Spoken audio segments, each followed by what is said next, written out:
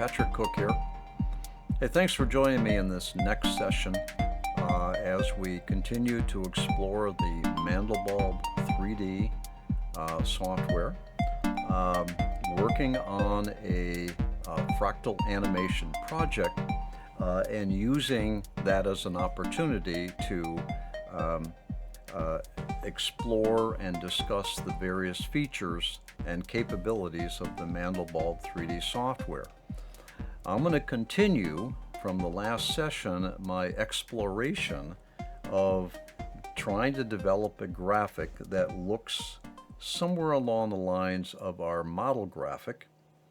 All right, and so that's what we're going to continue to do, and we're going to be picking up some discussion of the Mandelbulb 3D software functionality as we move along in our project.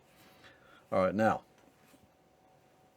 okay, so all right, so I'm trying to get a graphic that looks like our model. So what I've been doing is I've been focusing on the formula number 1, which is Amazing Box, with one iteration. These are the parameters values that I have currently. There are no other values below this. We talked about this adjustment range up here. Let me just play around a little bit with that. Let's see. Okay, all right. You see, it really doesn't take a whole lot. Oh, interesting. Ooh, okay. Okay, that's, now look at this. I mean, just a tiny, tiny little adjustment gives me something like that. I like that even better. I think that this is giving me kind of an epic, no, I don't like that at all. I don't like that at all. That doesn't even look anything close. All right, I'll continue on.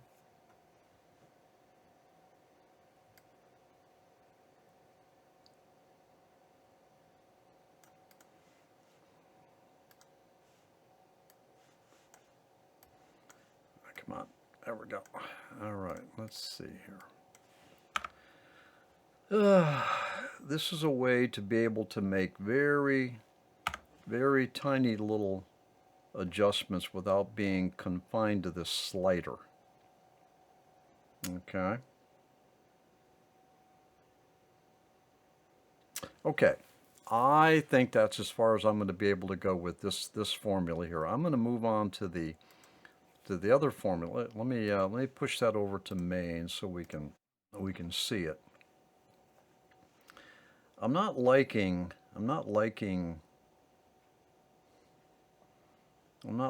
this detail green here. I'm going to go over to the other Amazing Box and see what I can do here.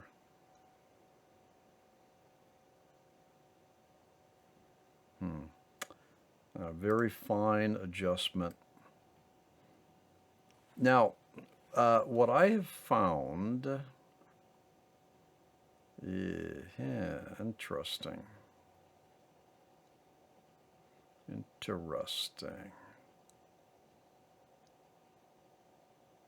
Ah. Okay, let's push that over to main so that we can see the detail. Interesting. Now look, now watch this. Now compare this. If I make a very slight change, okay, view that to main.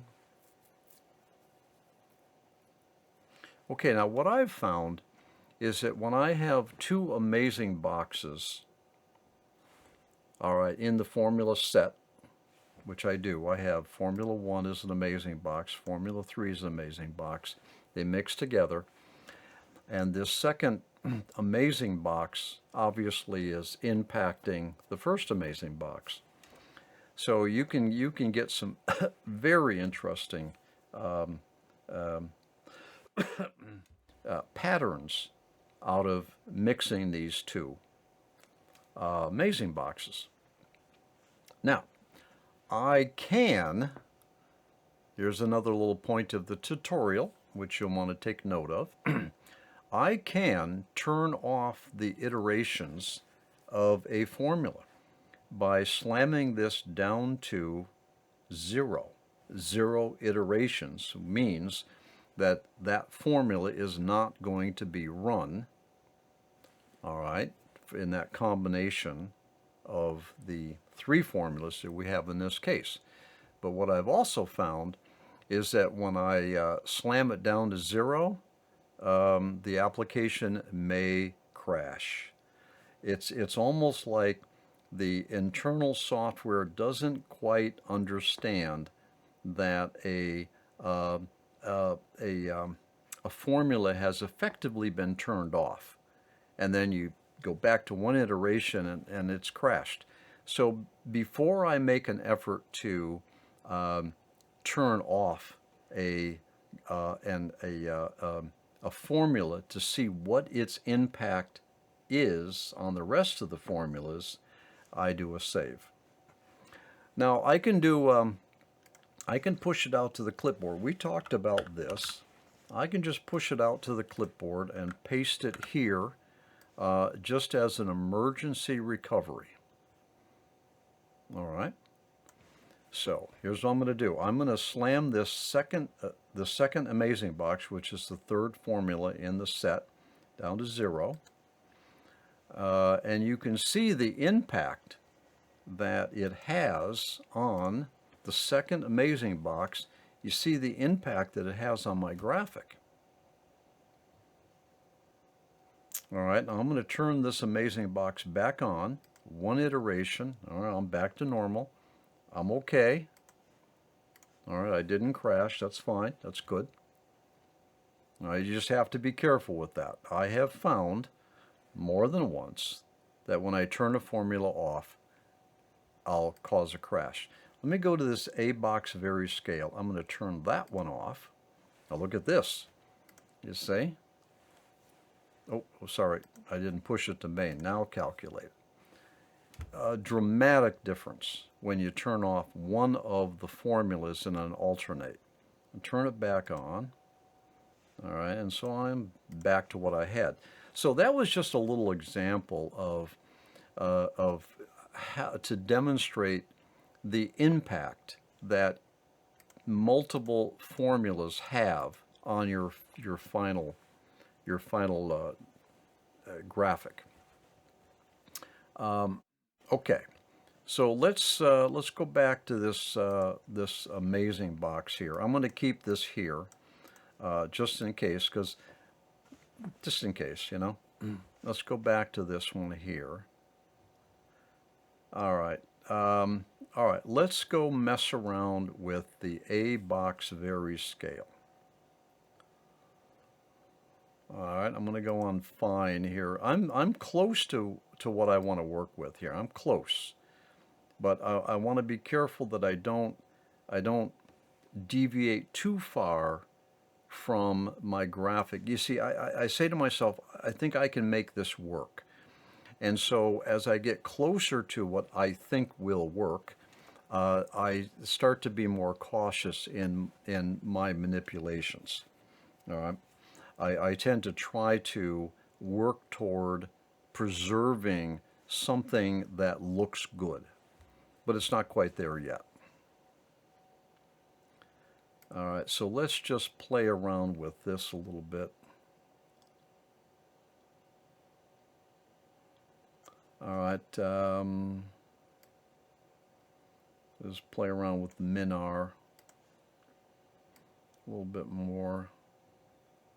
Something like that, I don't know.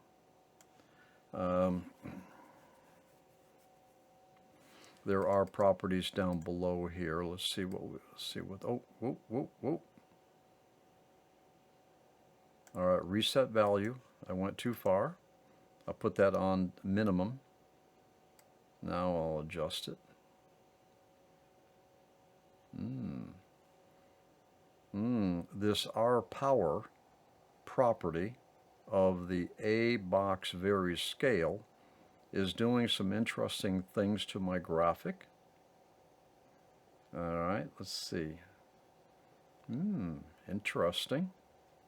Okay, that looks interesting. Let me push that to main, see what we got. Interesting. I'm getting more lines now. Let's do this scale vary. All right. And okay, here, oh no, that's interesting. Let's get that over to main so we see a better view of it. Interesting. Okay. All right, let's take a coffee break here, and we'll continue this. I'm going to save this as 04. Good. Very good. I don't really need this right now. I'm going to throw that away. Don't save it. All right, so I'll see you in the next session.